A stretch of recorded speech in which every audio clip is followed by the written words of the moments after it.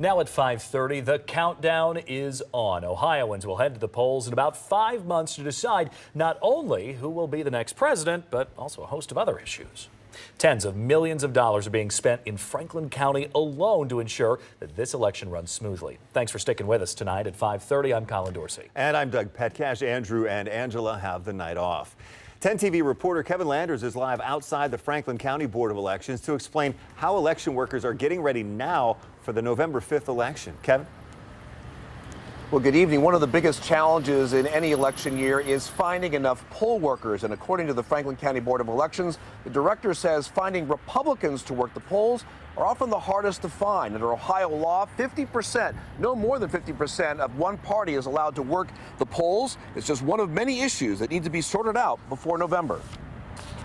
I'm leading Biden by a lot. Former President Donald Trump. They found Donald Trump guilty on all 34 felony counts. And President Joe Biden are not the only ones headlining the November election. Ohioans will also cast their ballots to decide who will represent them in the U.S. Senate, as Democrat Sherrod Brown and Republican challenger Bernie Moreno also battle for votes. There are 3 Supreme Court races that are high of mind.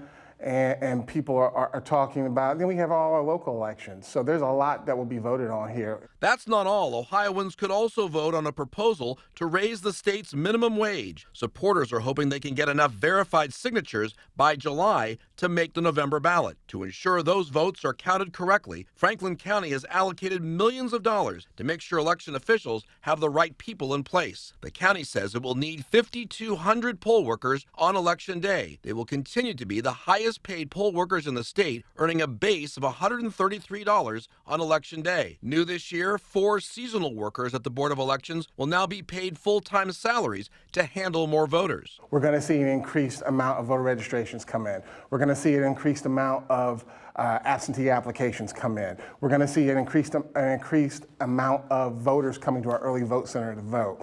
And so we need more people to assist in handling those processes. 117,000 Franklin County voters voted early in the 2020 presidential election. Franklin County is expected to hit that number or exceed it this year. And this will be the first presidential election where voters will need a photo ID to cast their ballot, since the law passed in April of last year. You can no longer bring in a utility bill as a form of ID, and so voters need to be aware that they need a photo ID, and if they don't have one, they can get a free state ID through the BMV. We also learned today that Franklin County purged more than 23 voters from its voting rolls. These are people who have died, moved on, or are no longer eligible to vote. Reporting live outside the Franklin County Board of Elections, Kevin Landers, 10 TV News. Kevin, thank you. Ohioans have until July 22nd to see if their name is on that list. It would remove their name from the state's voter registration database. The Ohio Secretary of State's office says this list has more than 150,000 voters statewide. Secretary of State Frank LaRose says these names are eligible for removal because records show they haven't lived at their registered address for at least 4 years. You can check to see if you're on that list by visiting 10tv.com/featured links. Then you just have to enter your information. And if you're on it and want to reactivate your registration, all you have to do is contact your local Board of Elections.